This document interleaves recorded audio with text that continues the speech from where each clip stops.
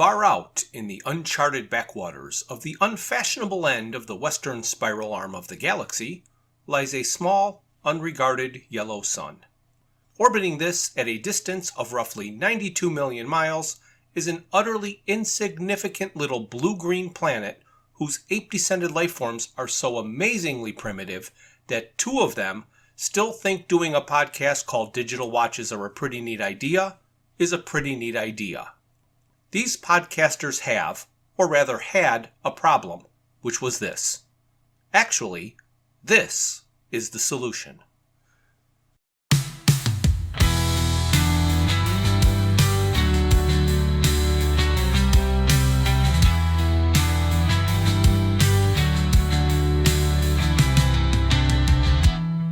We thought this podcast was a pretty neat idea.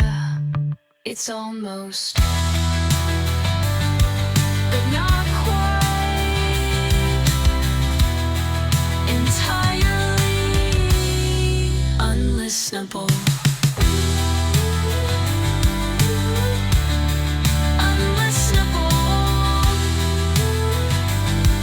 We apologize for the inconvenience.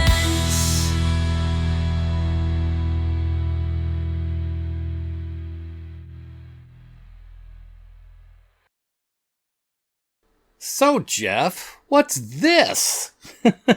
Well, Brian, if you remember at the end of last episode, I didn't tell our listeners what was next. Oh my gosh, I bet they're stunned and disbelieving. Right. And any astute, long-term listener would know that it's October. So it's time for our Season 4 review. Is it really truly our Season 4 review? Yes, it is. I told you it was going to get worse. Uh-oh. Here I am. I'm setting up my comic book ready to look at it.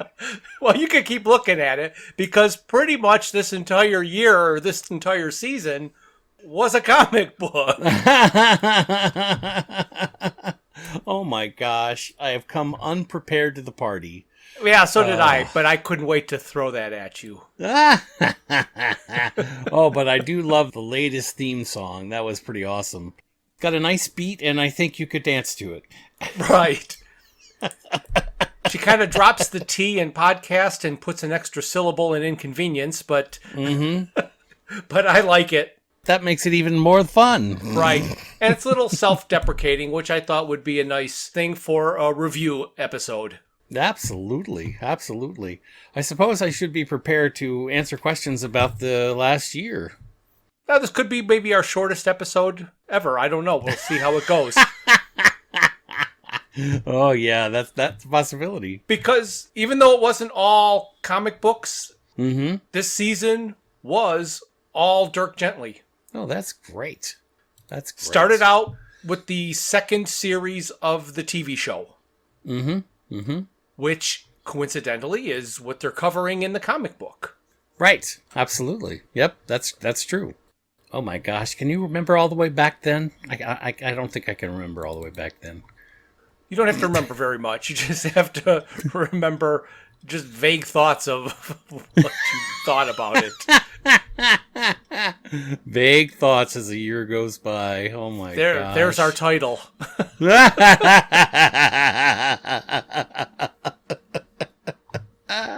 Oh my gosh. By the way, I would like to know, what episode are we recording today? Episode number? Yes. 86.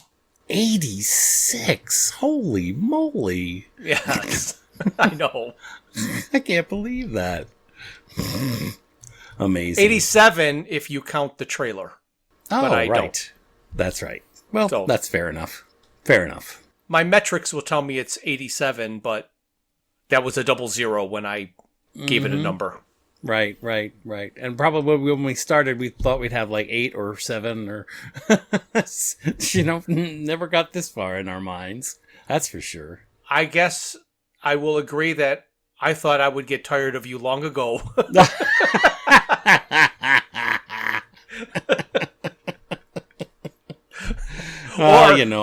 Or accurately, I thought you would just give up on this whole project long ago.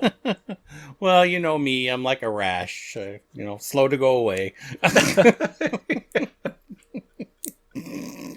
All right. I'm sure that's the way all our listeners think of us, Yes. Yes. All right. Enough about that. The first TV series was good. And it was, like we said, like the book. And we finished up season 3 with that. And then season 4 started with the second, which I called almost, but not quite entirely, unlike Dirk Gently. Mm-hmm. Mm-hmm.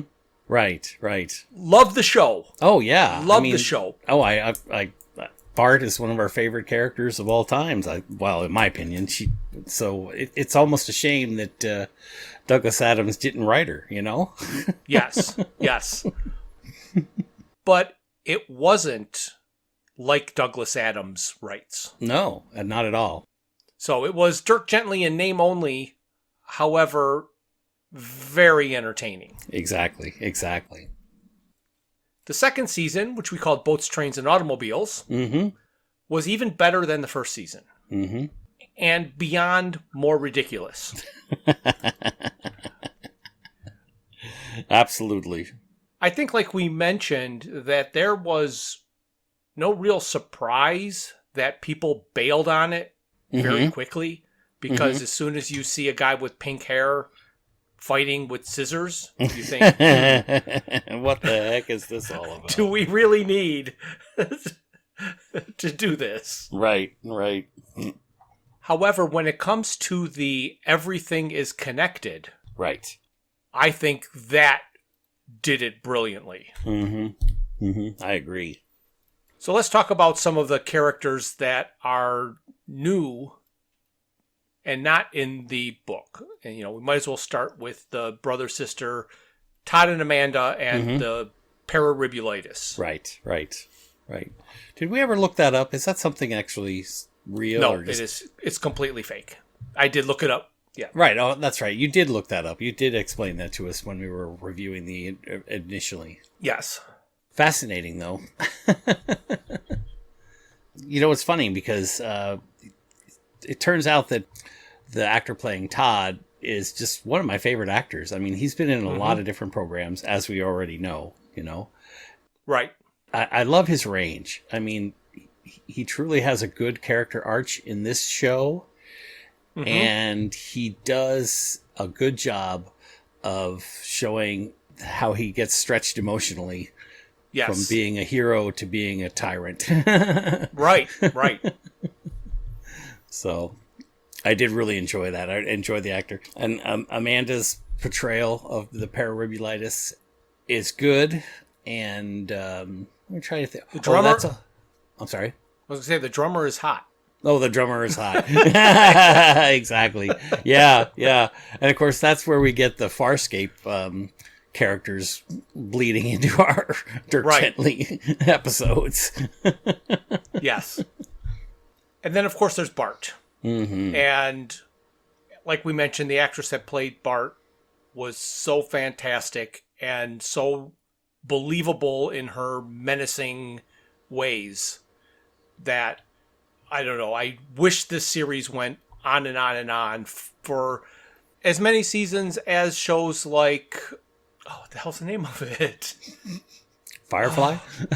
No, that's one less. Supernatural went, I don't know, might even still be going 12 seasons, something like that. These kids are old men and they're still fighting ghosts. Still proud to say I've never ever seen a single episode.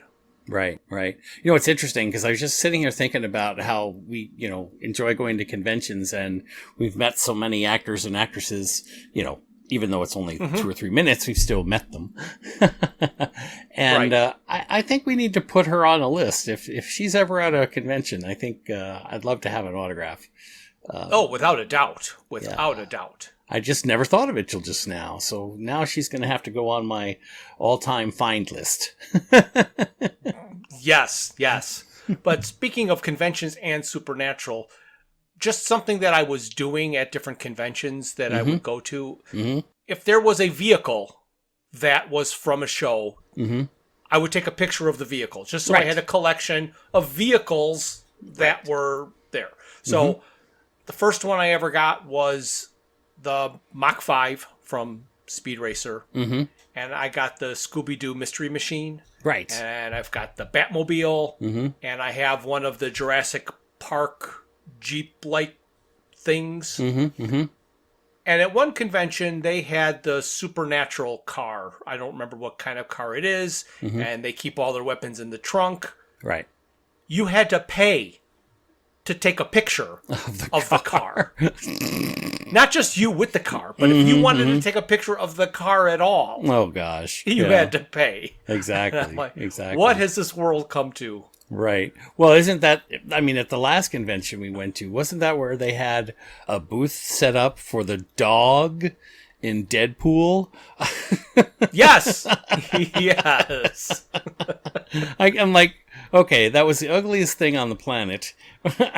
so I understand Right. why someone might be interested in looking at it. But I'm Right. certainly not paying $50 to have my picture taken with it. With the dog from Deadpool, right. Looked like a normal dog, though. All that was prosthetics. Oh, yeah. I don't think so. After we did the 2 TV series, then we got into the comic books. And it has been comic book after comic book after comic book. So the first one was Dirk Gently's Holistic Detective Agency.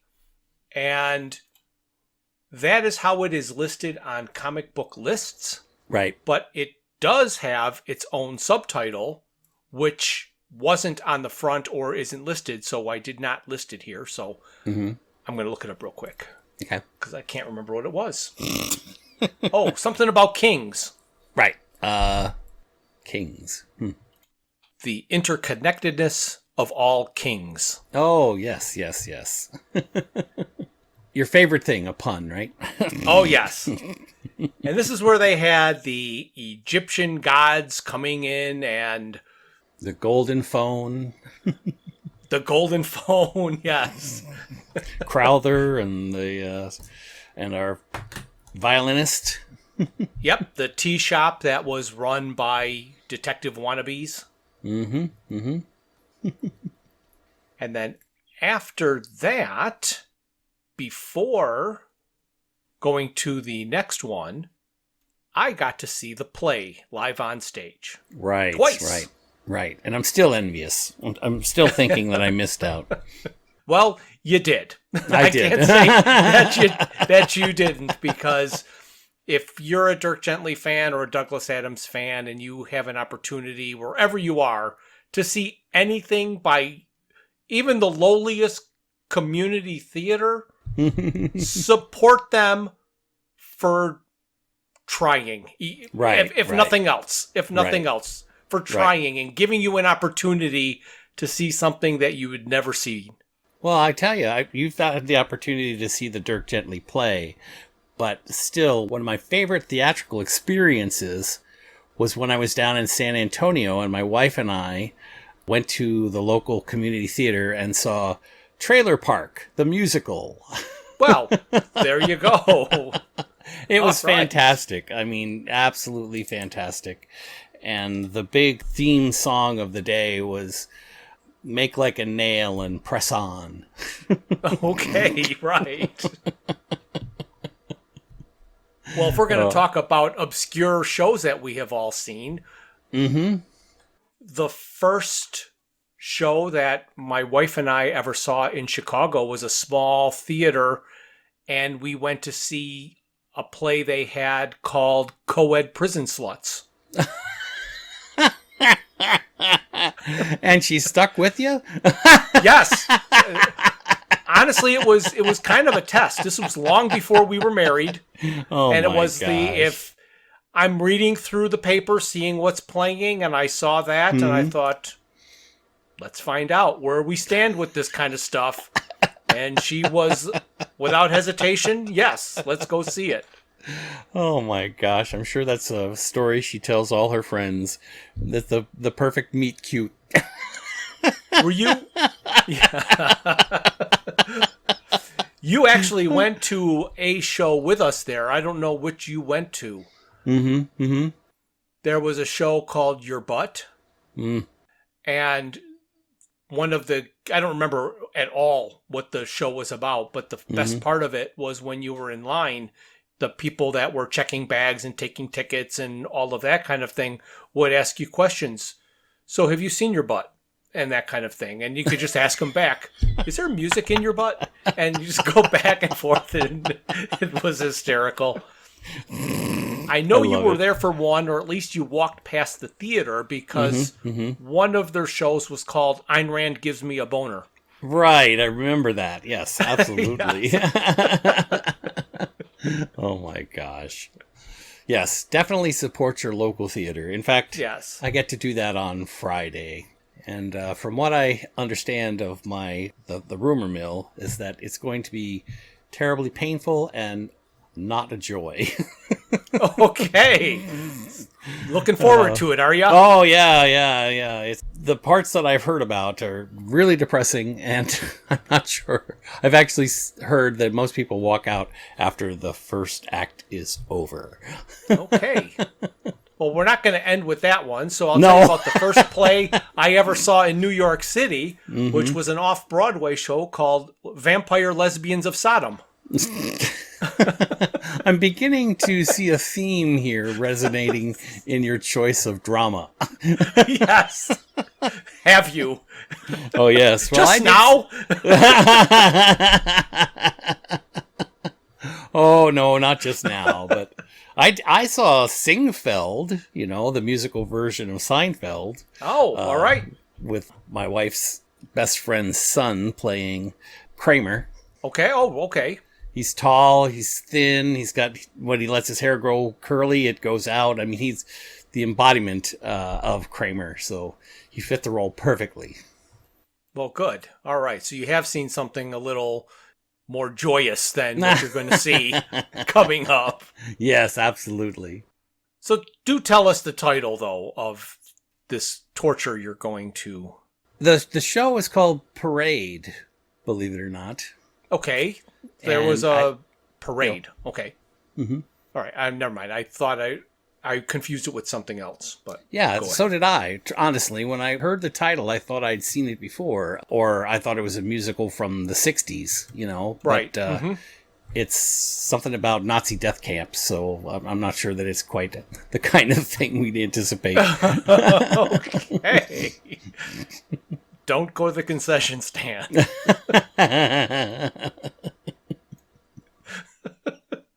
Oh, wow. Okay, that took a turn.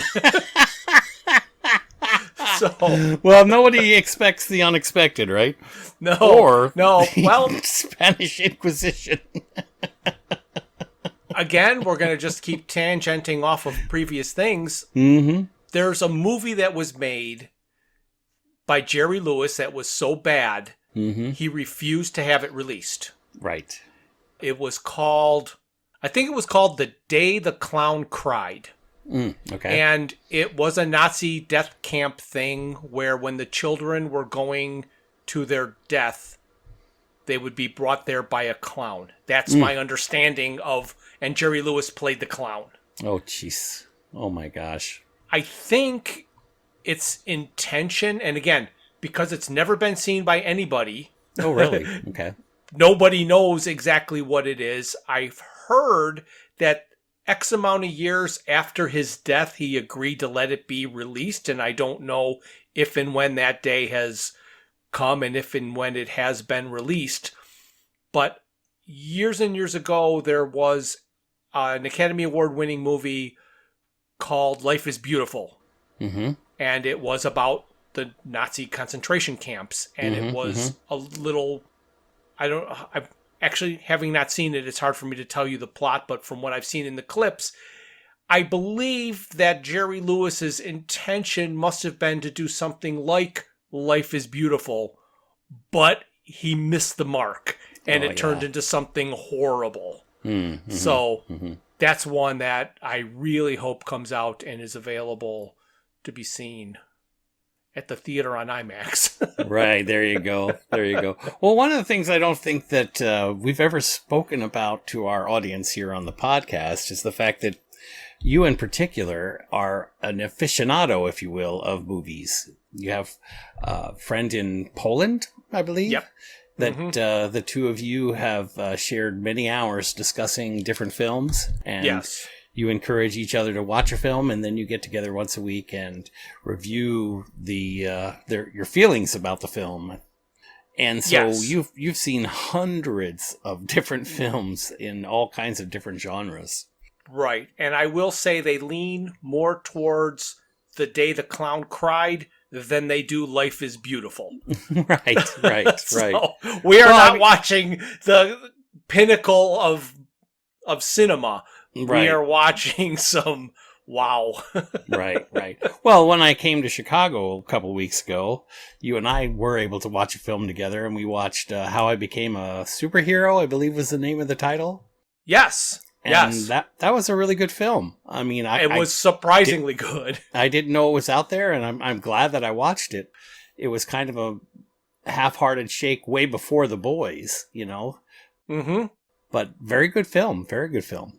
Absolutely. That was a pleasant surprise. So if you run across a movie called How I Became a Superhero, check it out. Horrible title. It doesn't do it justice. But that's absolutely true. So then we moved on to the comic book A Spoon Too Short, where we got to learn about the repressed sexuality of Arvin David. Yes, the poor man. Maybe we'll meet him one day, and I could see him showing up at one of these conventions. I could absolutely see him. I honestly don't know what I would say to him, except he is responsible for the TV show. Oh, right. So he is a writer, producer, or whatever of the TV show, so he can do good work. But some of the comic book stuff and the version that we'll get to later of the Salmon of Doubt, which was kind of his TV show in a comic book form, he misses the mark because the TV show was so much better. Right. So what else happened in A Spoon Too Short? Well, we started off not understanding what the title meant. Yes, that's right. And of course, it's clearly about the little tiny spoon you get when you, well, in his case, it was a cup of yogurt, but in our case, probably similar to our little bitty Dixie cup of ice cream that we used to get when we were kids with the wooden spoon. But having seen where he took it, I'm going to say it is the metaphor for frustration.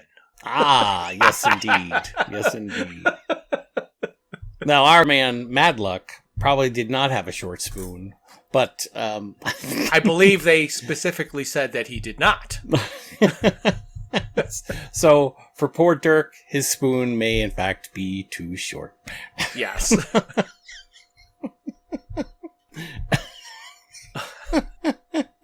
So after that, we did a conglomeration of whatever the hell we wanted to talk about. Yes, which is kind of part one of this. Yep. And that's where we talked about our conventions and some of the things that we have seen. We talked mostly about going to Fan Expo Philadelphia, where we met a couple of tremendous artists, Mel and Bobby, and talked about the commissions that we got. And since then, we hit another convention when you came out here. This one was really small, and I've still not gotten the cards yet. I'm still waiting to get the cards. It's been a couple weeks, but... Well, they do tend to take their time, which I tend to appreciate. You know, if I'm sure you're eager to see the results, but... I don't want him to rush his inspiration. I want him to just think about it and create it, not just bang them out. Right. The last email correspondence I had with him, he said that he had a couple of other things he was working on that he had deadlines for that he had to make sure he got done, and he'd get probably some kind of idea to me by next week. So he kicked the can down the road. Well, even when I got Bobby Breed's stuff, I mean, we were at that convention in, May? Is that right? Yep. Mm-hmm. And he told me right off that he thought it would be June or July before I would get the finished work. So, it takes some time on some of those projects. Oh, yeah. Oh, absolutely. And I appreciate it, and I understand. And I wasn't bothering him, but I have lost things down the cracks of the sidewalk that I wish I hadn't. And, then you feel bad. You're like, oh, that's right. I did tell you that I was going to make this. Right. Oh, trust me, I know that one. like a pig cutting board. Oh, yes. Well, in my defense, it's 90% complete.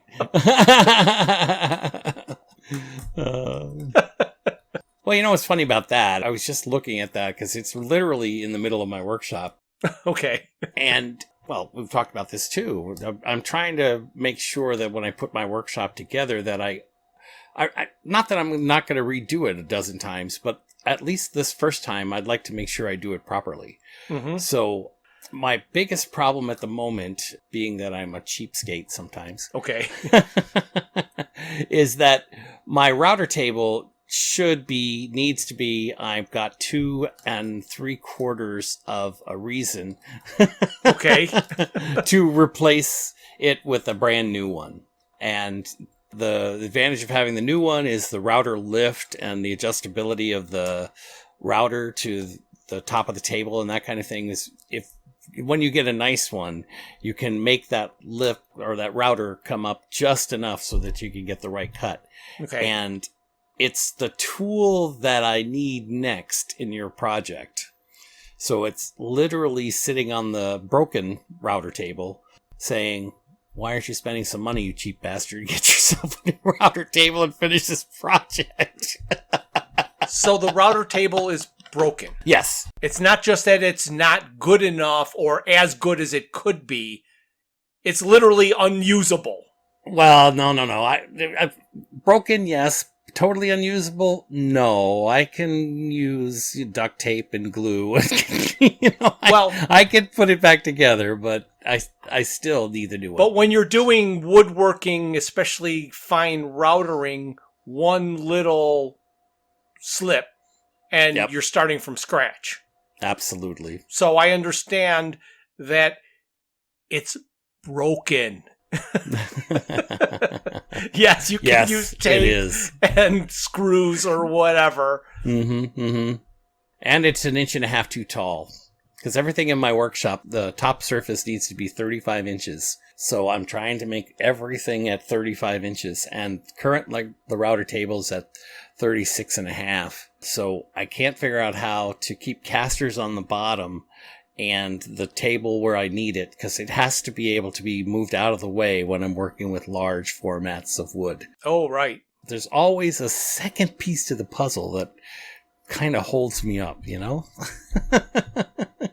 Is the new one you're going to get 35 inches? Well, the new one, I'm not sure what the height will be, but then I will have to customize the base to make sure that it is exactly that with casters. Okay, yes.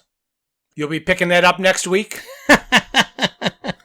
So there's my long story as to why I didn't bring the pig with me when I came to Chicago last time. I had anticipated bringing it, but the shop is not in its functional state right now. I believe with a steady hand and some wood chisel types of things, you could round a corner. Oh, absolutely. Absolutely. Router's unnecessary. My alternate plan was hot glue and the template. So the hot glue guns and the template are sitting on the same table as the pig. Oh, so to stop the pig from moving, you were going to hot glue it? Mm-hmm.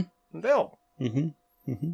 So, but again, there's certain challenges with that approach that a router table would make easier. Right. Did we get a third reason yet? I think so. Okay. Well, you know me. It's never a matter of money. I'm just a cheapskate. Right. Well, I have that same kind of issue too, and one of the things that my friend Chris, who's my broker or my advisor or whatever you want to call, says to me all the time is, you have worked and saved your entire life for the ability to do this. So do this. It is not a loss. It is not a failure to take money out of your retirement account because you're retired. Right, exactly. Well, and the sad part is, and I do admit it's there is a matter of timing, but that's probably a matter of I don't know, confusion or whatever. But I sold my car, my Camaro. Yes. So that I could have money for my workshop. And that money is just sitting in an envelope up in a drawer upstairs, waiting to be spent. For just such an occasion. I keep my feathers numbered.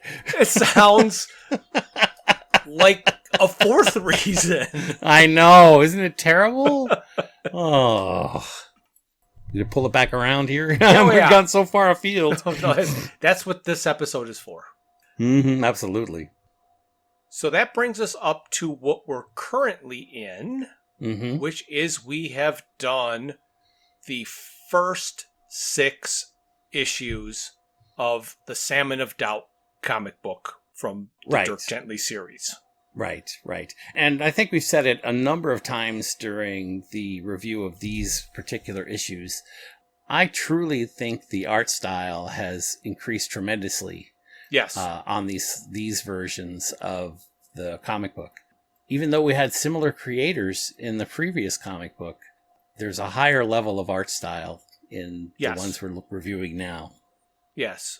I don't know for a fact, but these look like they were intentionally done and planned to be done, where I think the Hitchhikers ones were, hey, we should get this out.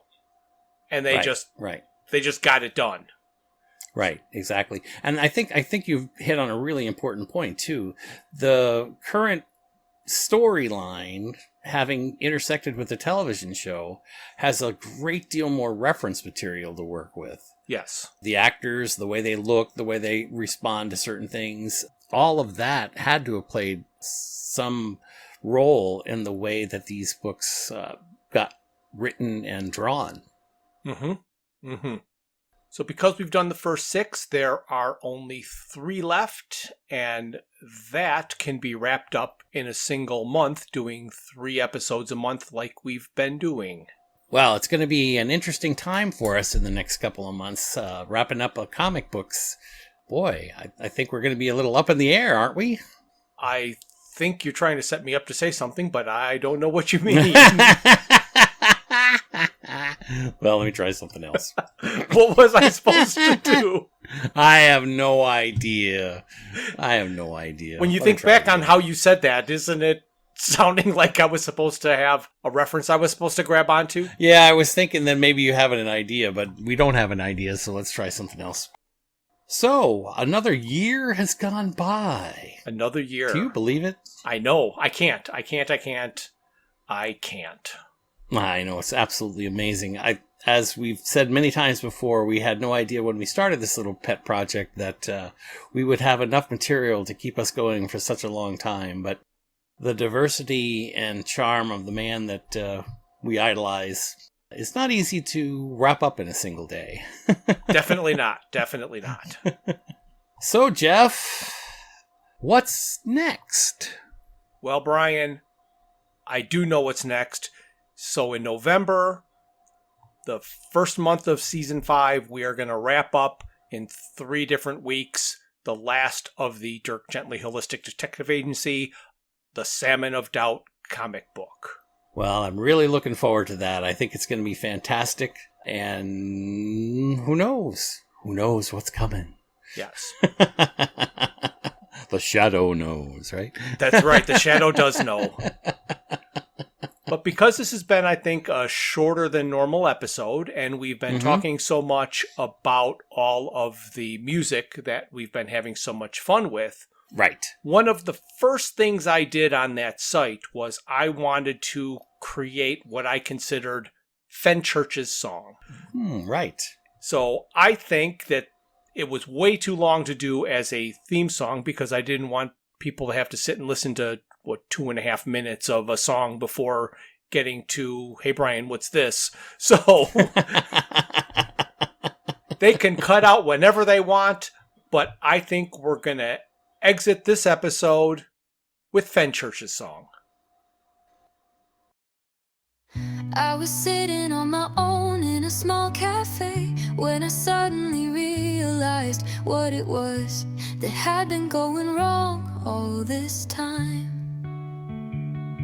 I finally knew how the world could be made into a good and happy place. I thought this, and everybody thought I was crazy. I thought this, and I no longer remember what it means. Before I could get to a phone to tell anybody there was a catastrophe, my world was gone along with my revelation.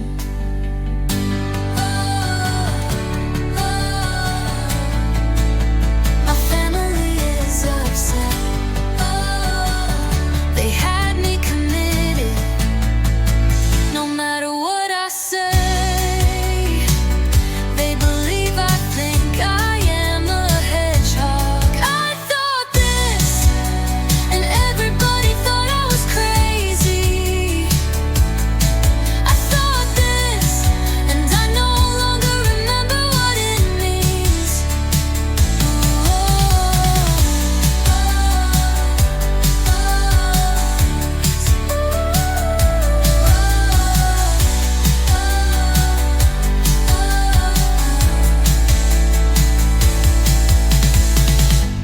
I thought this, and everybody thought I was crazy. I thought this, and I no longer remember what it means. I thought this, and everybody thought I was crazy. I thought this, and I no longer remember what it means.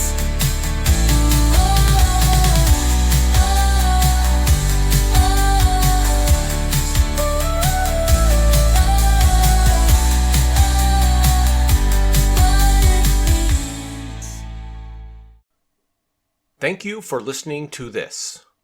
A new episode is released on the first Thursday of every month.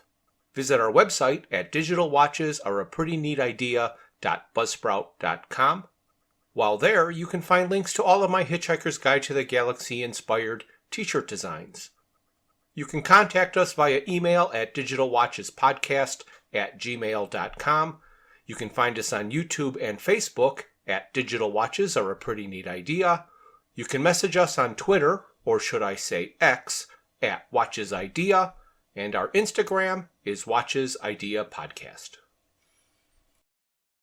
This has been a Fruits for Thought production, darling. This has been a Fruits for Thought production, darling. This has been a Fruits for Thought production, darling. This has been a Fruits for Thought production, darling. This has been a Fruits for Thought production, darling.